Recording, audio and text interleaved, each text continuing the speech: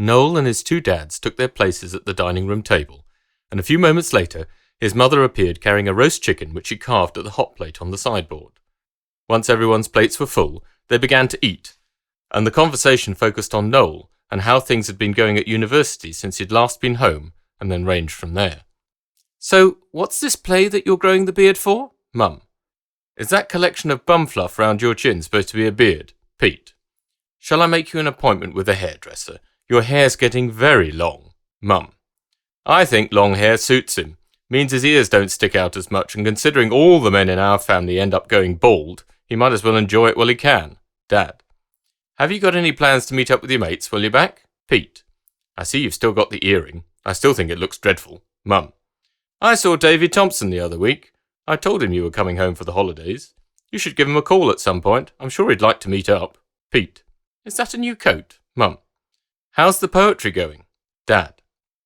His dad was the only one that Noel had told about the poetry. He'd mentioned it one time when he'd phoned him, but afterwards wished that he hadn't. Noel hoped that his dad might have forgotten about it. No such luck. Now, of course, his mother would want to know all about it, which was exactly what he'd been dreading. "Why are you writing poetry, darling?" Not a good start. "It's part of my English Lit course, Mum. I'm doing a creative writing module."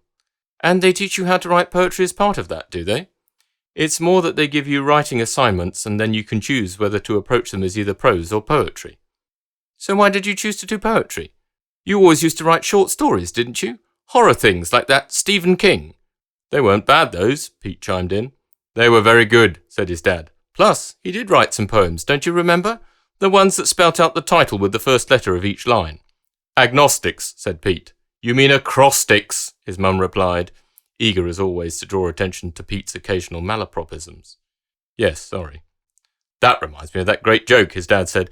"Did you hear about the dyslexic agnostic insomniac? He lay awake at night wondering whether or not there was a dog." Noel's dad and Pete both laughed hard at this, while his mum just shook her head. Noel took a sip of his wine and readied himself for her next round of questions. "But I thought you were trying to write scripts or plays." "Well, I am. This play I'm doing in January is something I've co-written, in fact. But on the course, I wanted to try writing some poetry instead. My tutor's a poet." "Is he published?"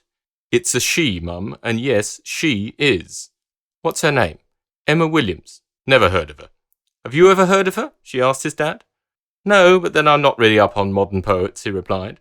"I'll tell you whose poetry I do like," she said, turning back towards Noel. "Pam Ayres. She was on Radio 4 the other day reading such a funny poem of hers. Let me see if I can remember it now." Oh dear. The conversation was pretty much heading in the direction Noel had feared it would. This was exactly why he'd not wanted to talk about his poetry with his mother. His dad, who'd read quite a bit of poetry and even written some when he was younger, might appreciate Emma's work. His mum never would. She'd probably just complain about the fact that it didn't rhyme.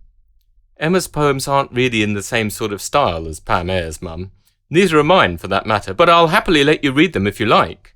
"Oh, well, of course, I'd love to, darling. Maybe you'd like to read us all one while I get the dessert ready."